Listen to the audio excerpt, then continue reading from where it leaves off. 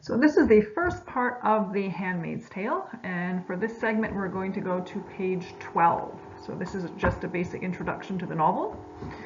Okay, so The Handmaid's Tale by Margaret Atwood. I recommend, as you read, it's definitely a good idea to annotate your novel.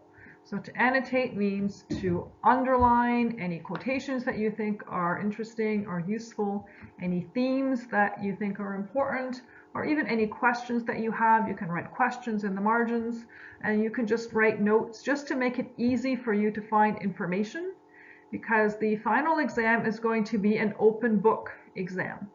So that means that you'll have the entire novel in front of you, you'll have access to your notes, and the novel is rather thick, it's over 300 pages, so to make things easy for yourself, you can put post-it notes in here to make it easy for you to find the information, and I recommend that you write as much stuff as you can in here. It'll make things easier for you on the long run. And there's a little video here if you want to click on it, so that it'll give you a few extra tips about how to annotate. Okay, this is optional. If you're confident with your annotation skills, go right ahead, and you can skip this. But if you want to take a look at it, then go right ahead. So the basic plot for The Handmaid's Tale is that it's set in the future in a society called Gilead, and it used to be part of the United States. And at this point in time, the birth rate is in decline, so not many women have children anymore. A lot of men are sterile. There are not many children around at all. So fertile women are extremely, extremely valuable. And they are given a role. They are called handmaids, and they are given to a couple that has tried to have children and is simply unable to do so. These are usually very powerful couples, commanders and their wives. So the handmaid has a child for them, and they raise that child. The handmaid does not. And in this novel, the protagonist is called Offred. So she is the handmaid for a commander whose name is Fred. So she is of Fred. Basically, she belongs to Fred. She's like a possession. So she has no freedom of her own. So also you can note that the name Offred is similar to offered. So she has been offered to Fred. So this novel is set in a dystopian world. So what is a dystopia? How would you define it? And then what are the characteristics of a dystopian society? So definitely you've read dystopian novels before. You might have read 1984. Perhaps you've read Brave New World, or The Hunger Games. And there are definitely a lot of movies out there that have a dystopian setting. And you've seen a lot of those as well. So I have this handout that I got from Read, Write, Think. And a dystopia is defined as a futuristic, imagined universe in which oppressive societal control and the illusion of a perfect society are maintained through corporate, bureaucratic, technological, moral, or totalitarian control. Dystopias, through an exaggerated worst-case scenario, make a criticism about a current trend, societal norm, or political system. And of course you have the opposite of a dystopia, which is a utopia, where you have an ideal political system. So a place where everyone is happy where they are, everything runs perfectly, the laws, the customs, the conditions, etc. So for the characteristics of a dystopian society, so in Gilead, we have propaganda that is used to control the citizens. We see that through their televised broadcasts, the propaganda. Information, independent thought, and freedom are restricted. So people's freedom, it's restricted in terms of where they're allowed to go, who they're allowed to speak to, what they're allowed to think and discuss. And citizens are perceived to be under constant surveillance. So there's a very complex surveillance network in place. So no one feels completely safe. They always feel as though they can be overheard. Citizens have a fear of the outside world. Citizens conform to uniform expectations. Individuality and dissent are bad.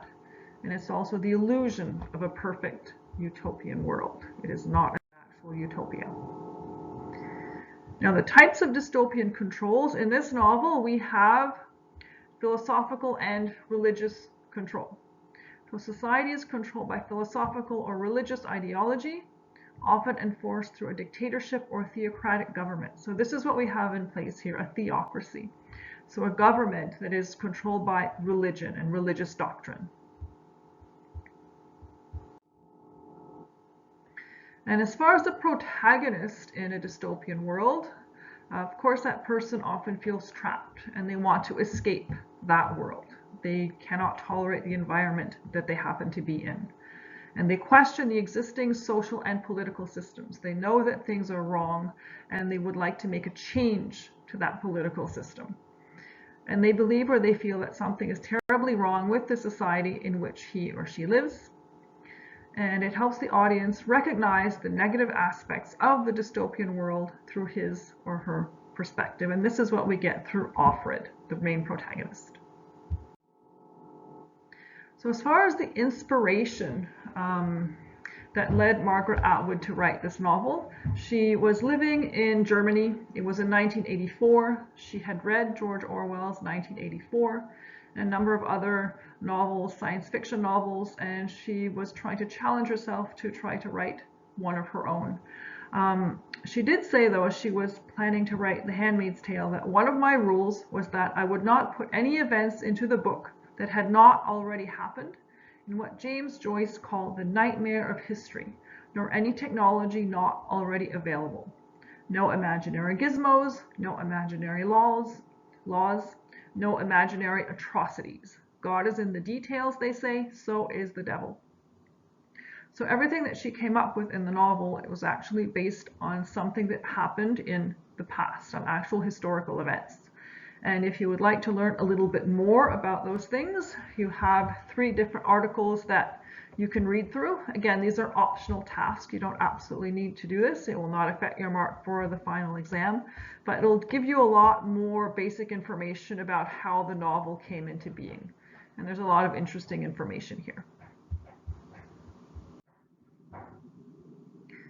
And in Gilead, you have a very, very strict hierarchy. So the people who are the most powerful are the commanders. So as I said, Offred is living in the home of a commander and his wife. After that, you have the Eyes. So the Eyes are part of the spy network. And the Angels are the soldiers. They're usually quite young. They go out, they fight at the front because there was a war going on the edge of Gilead. Then there are the wives who are married to the commanders. So as far as women are concerned, they would be some of the most powerful women in society, even though women are not given many rights in Gilead. After that, there are the guardians, who are not as powerful as the angels, who are the soldiers, but the guardians tend to do work like they could be chauffeurs, they help with different tasks around the house. So every commander and wife often has a guardian working for them at home. And then you have the aunts. So the aunts are women who they're the only class of women who are allowed to read. Okay, the other women in society cannot have access to any books. It's forbidden. And they're the ones who train the handmaids. And the handmaids, as I've said, are the ones who are there to bear children. That is their only role in society. There are the Marthas. The Marthas work around the house. They do the cooking, they do the cleaning. Then there are the econowives. So econowives are the wives of the poor men in society, the laborers, the workers. And they call them econowives because they at once have to be the Marthas, they have to be the handmaids, so they do all the cooking and the cleaning and everything else. So econowives. Then there are the Jezebels, who are prostitutes, and then we have unwomen. So these are women who are thought to be no longer of any use in society, and they're often sent to the colonies.